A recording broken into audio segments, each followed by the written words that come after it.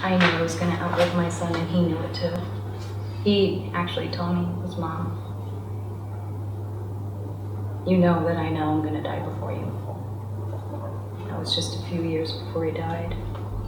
My name is Cote Johns, and I lost my son a year ago, October, to an accidental heroin overdose. And I'm here to try and help other people from suffering what I had gone through during my son's addiction. He was so funny, just a jokester, always playing tricks on people. He was quick-witted, made everybody laugh, always. Very, very loving. He told me all the time I was his best friend, even in front of his friends, even as he got older. He told his friends I was his best friend. What made him start using drugs? Well, when he was in high school, he had appendicitis. So the first thing they did was, go into morphine and all those type Dilaudid and Percocets and all of that, all the opiate drugs. So they sent him home with prescription opiates, which was Oxycontin, which was the miracle pain drug back in the early 90s, mid-90s. And it was, widely prescribed. So, when he was sent home, of course I gave it to him every 4 hours. I let him finish the prescription. I didn't know. And then when the prescription was over, he was in a lot of pain again, so I took him back to the doctors, and they did the testing, said, no, he's just slow healing, so they gave me yet another 10-day prescription. And there's your story. You just created a drug addict. So what happened that day, Lisa? This day, I woke up, I don't know if it was a noise or whatever have you, when I went downstairs to check on my son,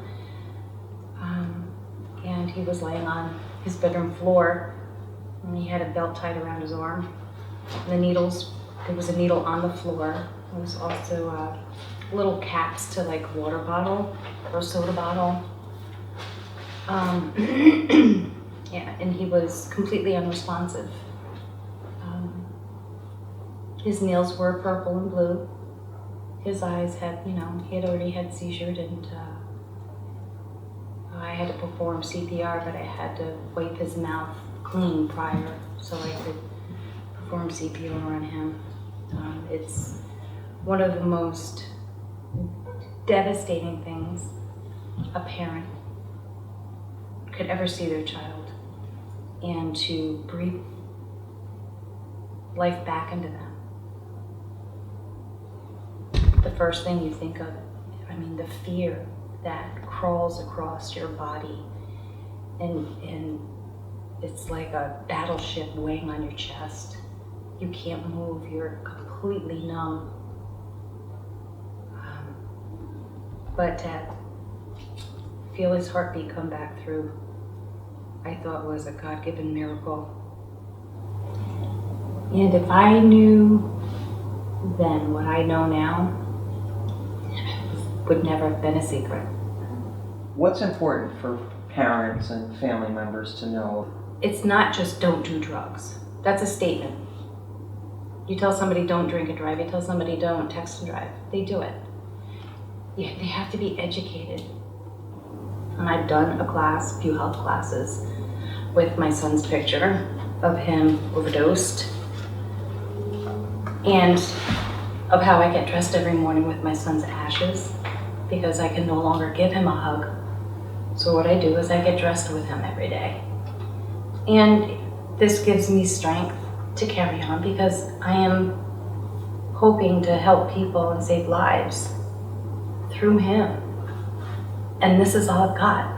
I've got nothing left of my son but the strength. Through my loss, hopefully I could save someone else. I have faith and I have hope, and I will never give up hope on any human being. I don't care if they're taking their last breath and we have to get them back to life. Never give up hope. So long as they're breathing, there's always hope.